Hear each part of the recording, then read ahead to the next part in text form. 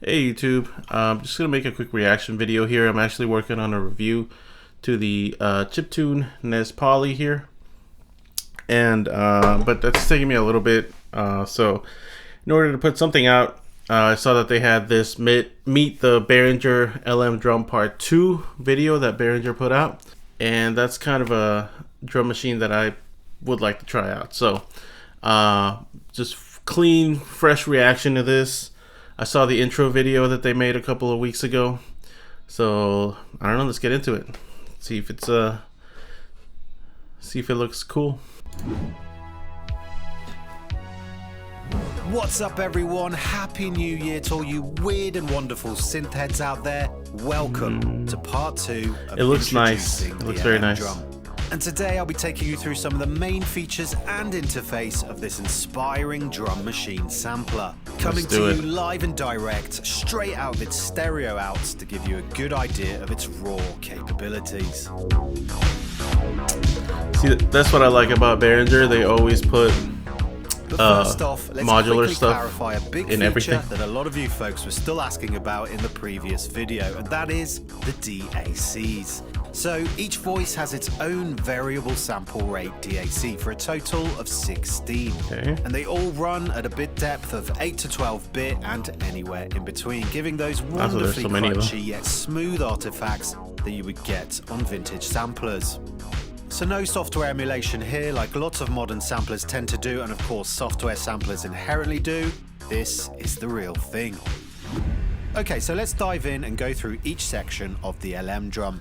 Is it gonna crush your drum pads here, which will work differently samples you load? dependent on which mode you're in. So first off, we're in pads mode, where you can trigger the drums straight from the pads.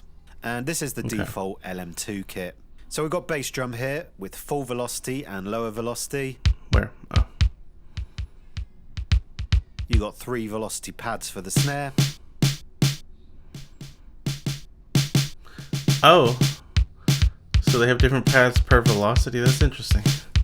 Is that how the original Lindrum was? There's the hi-hat. I've never played it or anything. And the closed hat is actually a short sample of the open hat, so it'll trigger a different start point for each hit. So you get a nice humanized round robin effect. Then you got the toms. That's cool. And there are some variations of the LM2 samples. So there's this one. Okay. And there's also this one. Oh shit. But let's stick with the first one. There's the ride Yeah, that's symbol a good sound. with a lower velocity. There's the crash. And then if you press percussion, you get access to the percussion elements on the top row. So there's cabeza, shaker with a low velocity. Same with the tambourine. You got the congas. Wow, that's an interesting setup for these pads. There's the claps. I have a Drum Brute Impact. Now this is actually the LM1 clap, but we do Sounds have the pretty good, but LM2 it's completely clap different here, of course. So yeah, that's your classic LM2. What? So it's really down to your personal preference, but I just have a thing for the LM1 clap, so I'll load that in for now.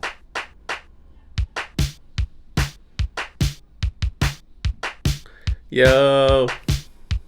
Okay, so still in pad mode here. Let's go ahead and check out the live recording mode, which is super simple. Just hit record, hit play, let's put up the metronome channel. Can set the tempo. It's a little slider. And now we can just go ahead and did it show the tempo anywhere?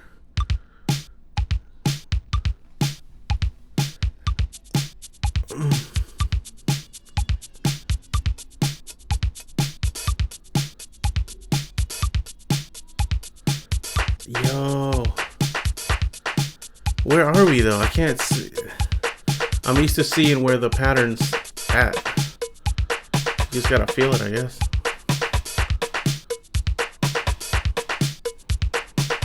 Oh, and you got the volumes for everything there. That's awesome. So next up we have step mode, where you can use the pads as a step sequencer. and the voice selects to select each drum you want to program. So hit record to arm it, press play, and we can start programming. So let's get in a kick and a snare, hi-hat. Oh, you're selecting the slider with the little Now we're on the squares. closed hat here with the red LED. So to program the open hat, simply press the voice select again and it'll turn white. And if you want to switch back, just press it again. And also another thing to mention, if I go back to the snare, if I put in a couple of hits here, it goes to full velocity, but we can press it again and it flashes. So that means it's triggering the lower velocity snare. Okay. And if I press it again, it'll flash even This is faster, definitely a... and that will trigger the lowest velocity. So yeah, that's how you different, program in different velocities for the pads that have workflow than the drum brute impact that I have.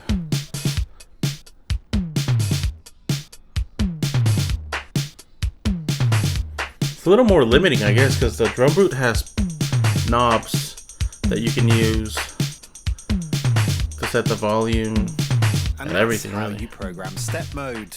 Super simple and really easy to do. And then we've got pattern mode, where you can use the pads to select the different patterns within a song. Oh, sick! Now that's way better.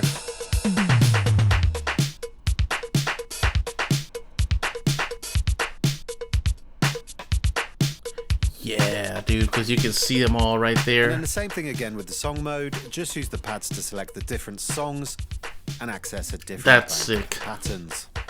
So there's 16. Is there like a... Is there more?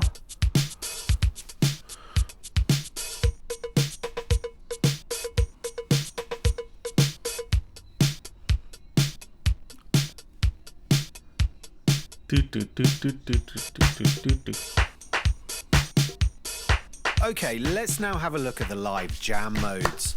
So starting off, we've got the solo and mutes. So self-explanatory here, hit solo and we can solo channels by pressing the voice selects. By pressing the little ones, okay.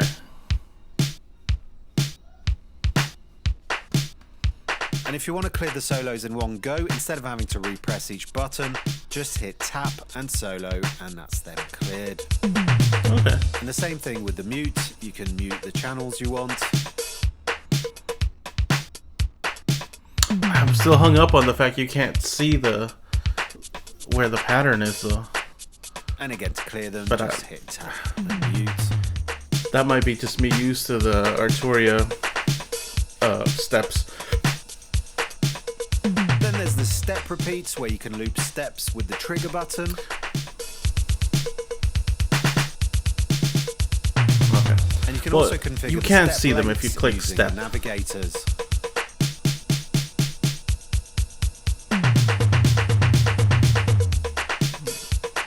Oh, that's how you said how fast you wanted to repeat.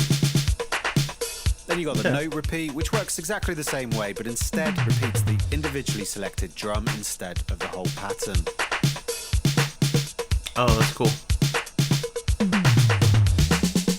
That's a little... And then finally there's autofill, Oh, okay, which you're you need to be tuning in there. pattern mode for. So just hit autofill and then you can select any pattern to use as a fill.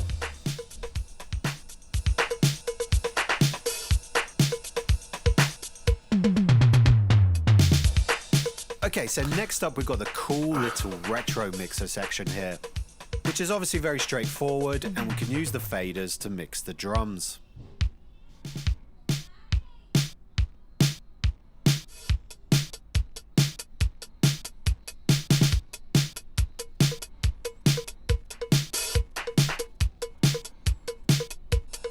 Nice.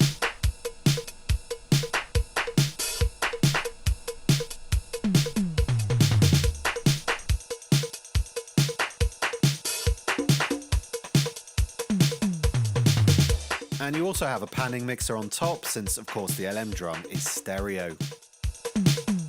Alright, sorry, I had to go take care of some dad stuff. Let's get back into the video. So he's just adjusting the mixer there. Since, of course, the LM drum is stereo. Oh, that's what that is. Ooh. stereo. Then above that you have a tuning section where you have a tuning control for some of the drums. So we've got the snare,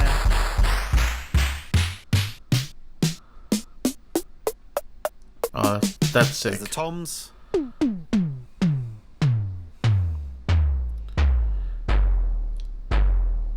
the congas.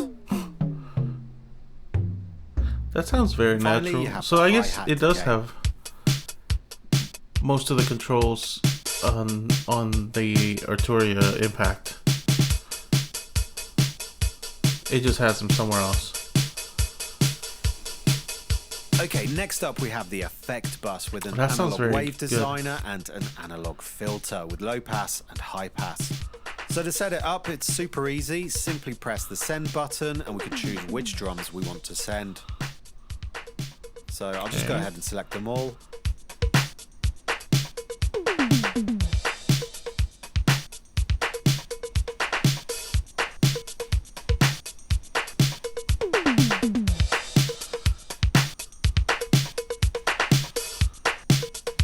I'm not hearing much of a difference there. Okay, so that's...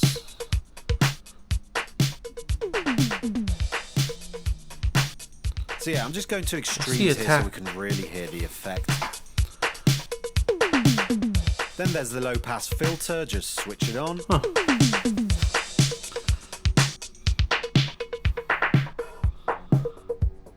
Oh. Oh yeah. What a hot beat. And we can make it go high pass. Okay, okay. That's like some DJ shit, you know? I like that. Okay, so let's now have a live look at the performances. different banks we have. So the way it works is if you press tap and sample, it brings up the main sample bank here. And this is where all your samples are stored. So here you can see the default samples with the padlock icon and also including whatever samples you upload as well. And then if you hit the right navigator here, you can send it to a specific user bank. You can delete it off memory. You can trim the sample and rename it as well. So yeah, that's the main sample bank. And that's then a if lot. you press the bank button here, that brings up the user banks. So yeah, each pad down here is a single user bank, so you get 16 in total. So we're on the first bank here, which is the bank we've been using so far, and that is the LM2.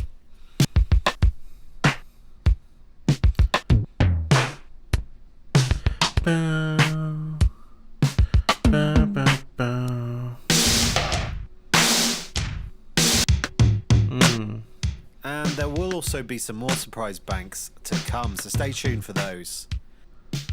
So yeah, let's go on the LM1 bank for now. Now these banks are completely modifiable. I'm loving these 80 sounds, samples man. into them, or any default samples as well. So let's stick with the LM1 kit and see if we can get that classic Prince drum sound. Now Prince was really famous for tweaking his EPROMs to change the pitch on certain drums, and we can easily do that here. So here's the standard LM1 kit. I love how many things you can do on the screen, like, and even shows you the wavelength, and you can shorten it and stuff, like a real sampler, you know, or like a sampler that has like you want on your sampler, basically. Okay, so the really famous Prince sound starts with the side stick. Now, even though there's no tuning control up here for it, we can still tune it on the interface. So let's just navigate across to the tune, and now we can tweak it.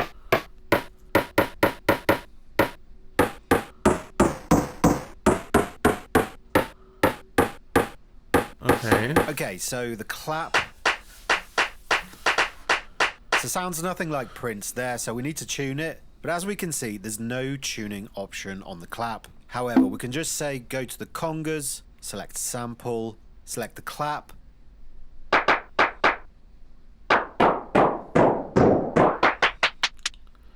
Oh, I see. Yeah, that's more like it. Okay, see if you recognize this one. That's a little confusing to me. But I'm glad that you can do it at least.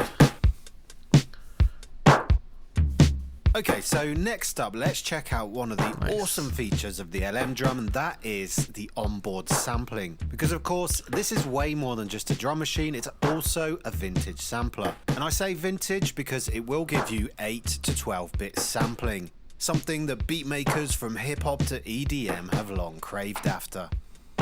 Now, whilst we can transfer samples directly from the computer to the LM drum using the Synth Tribe app, which is without doubt a very useful and time-saving feature, there's still definitely something to be said for the old school style of recording samples directly into the sampler. And that's because we can get creative with this technique. By pushing the input and recording the sample hot, the resulting sampling artifacts really help give drums a punchy and dynamic edge. A technique that was often used in the heyday of early 90s sampling music. So let me illustrate what I mean by this. So first off, I've connected an output from my interface to the recording input on the LM drum. Then if we hit the sampling button, the LM drum is now ready to record. So let's play the break, and we can use the input control to set the gain and monitor the level on the screen. Now, like I said, I'm going to record this break pretty hot to get it sounding a bit more juicy. Then just press tap and yes to record, play the sample, and then hit yes again to finish. Then we can trim the input using the encoder. And this can also be done at any time in the settings, but it's useful to do it straight off the bat. Why it shows you it zoomed in at the top. I used to have a S. Then hit yes to trim, and we can also preview it, but I'll just go ahead and save it. Then we can name the sample. And it was so hard to work with. Cool. When it came to so now that's saved into the sample bank, and we can assign it to a pad in the current user bank if we want. So I'll go ahead and do that, and then we're good to go.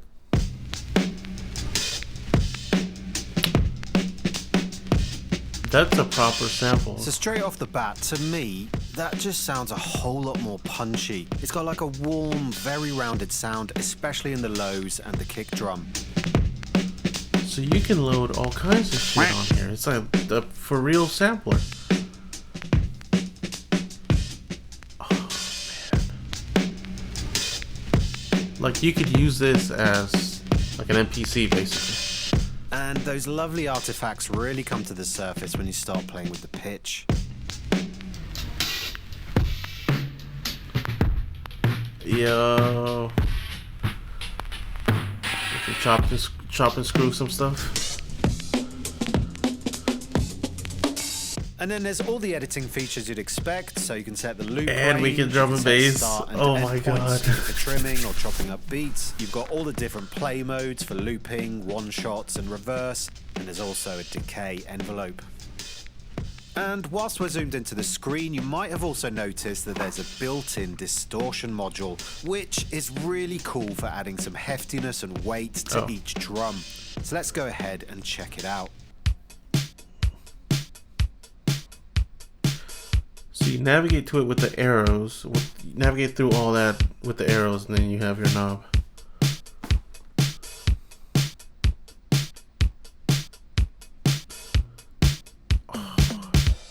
That's sick, man. On the drum brute impact, and it can also get distortion is for all the drums at the same time, man.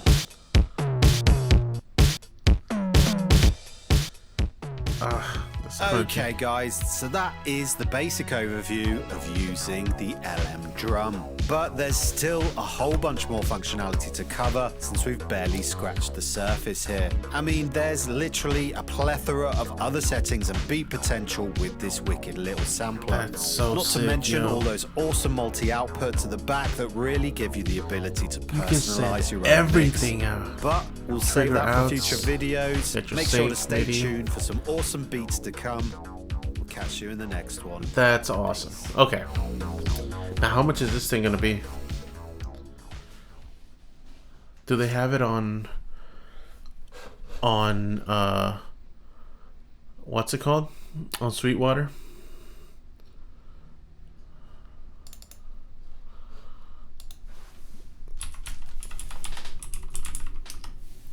Okay, so it's $400. that's fair. That's not cheap, but it's fair, because you can buy the Roland. What are the letters? The Roland SP404. That's what it was. I kept forgetting the letters. You can buy that. I bought that for around 400, and I resold it. Well, actually, no, I traded it. But I could have, the resale price is about 3 something or 400, and then the Drum Brute is around 3 something, and that's just a drum machine. It's not a sampler. Then you got your MPCs. Those are very expensive. So $400, that's fair, dude. And it looks all retro. It's got all those 80s sounds on it.